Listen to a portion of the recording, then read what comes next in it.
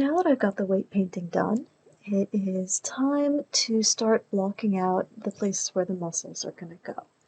And we're not going to use the actual muscle system that's in here. That's way too much work. You have to actually model all of the muscles yourself. Instead, we're going to use a couple of different deformers to try to simulate the way that some of the muscles are going to work. And in order to do that, the first thing that I'm going to do is take this face that I've got here. Let's turn my skeleton off. I'm going to take this face that I've got here and I'm going to turn it into a live surface, which I can do with this little horseshoe magnet. The thing about a live surface is that whenever you make stuff, it sticks to the live surface. So what I can do is I can come in with my curve tools. I'm going to use specifically the CV curve tool.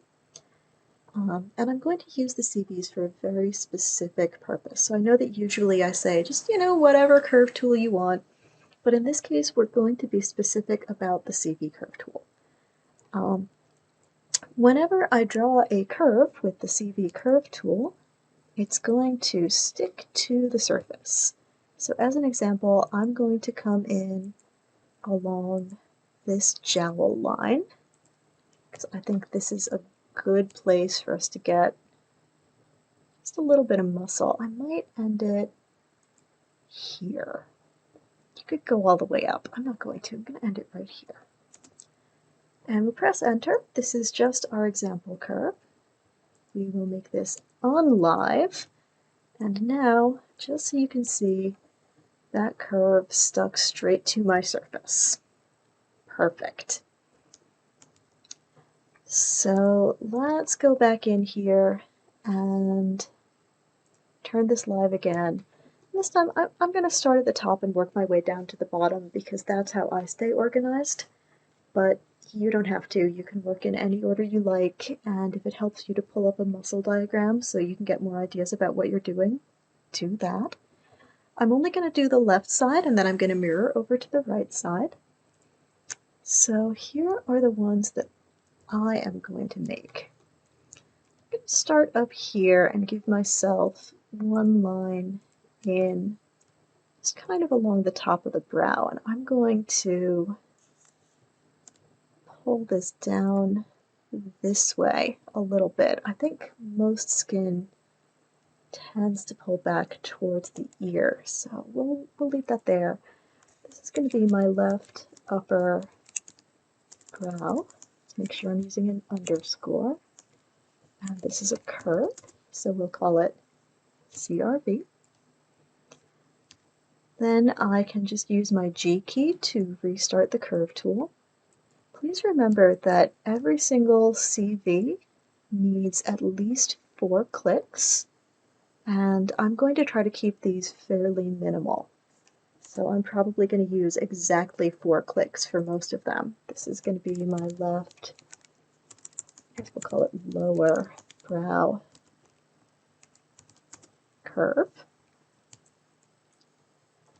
Then we'll come in, G to restart the curve tool. I'm going to put this one right in, what did I just say about 4 points? Right there.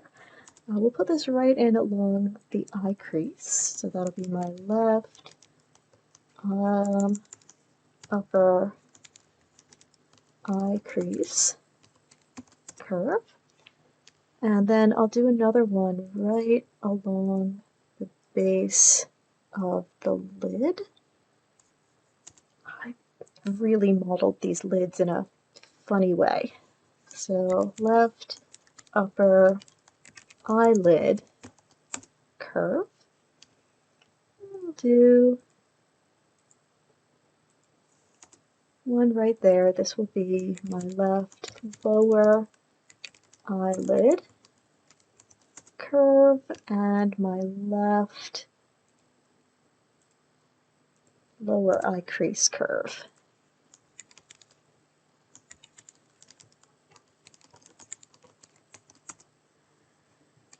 So we'll keep going. Most people have a little muscle right around the nostril so that they can kind of wiggle their noses. 1, 2, 3, 4. We'll put that right there.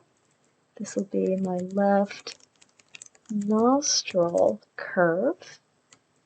And we'll also do one kind of here through the bridge of the nose. Let's go from the bridge down kind of into the cheek here. And we'll call this one the left nose curve. And then we'll come along here and do this line right along the cheekbone. Again, we'll just pull that back towards the ear.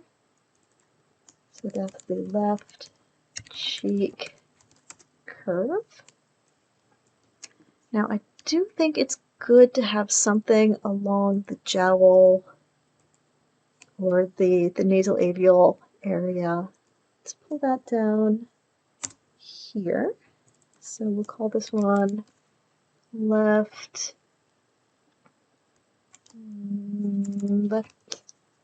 let's just call it left crease, left nasal crease.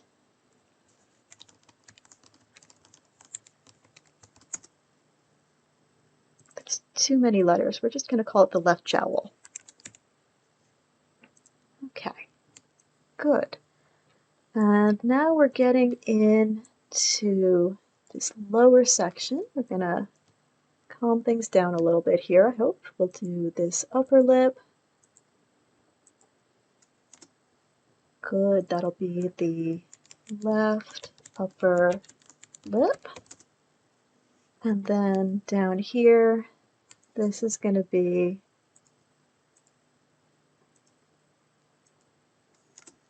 the left lower lip. You'd probably want to put 1 or 2 in the chin, but because we've got these face tentacles, I'm actually going to call it here with the lower lip. And I'm going to say that for me, this is going to be enough. If I turn the fish face model off, you'll see that this is enough to kind of highlight the different areas in the face that move. And in a way, it makes like this weird little half face out of curves. So everything is named. I'm feeling pretty happy about it. To make the right side, I'm going to take these and group them together. Control D will duplicate my group. I'm going to scale the group to -1 along the x-axis. That will mirror it over to the right side. There they are. Now in group 2, everything is still named left, so we'll do a quick search and replace names. Search for left, replace with right. Beautiful. So let's just take all of these things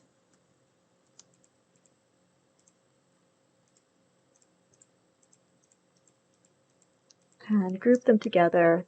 This is going to be my curves group, and I will delete these 2 empty group nodes. They are useless to me now, but I've got all of my facial curves outlined like this. So go ahead, get your curves drawn. If you want to have more curves than this, go right ahead. If you want to have fewer, there are some arguments you could make. There's a little bit of wiggle room.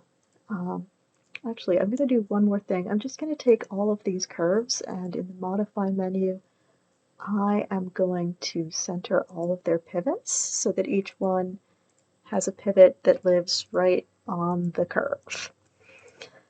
Once you've got all of that done to your satisfaction, come and join me in the next video where we're going to talk about the first type of deformer that I think is going to be really helpful to us. So just get some curves drawn to rough out the places where you think facial features really need to move, and then come join me.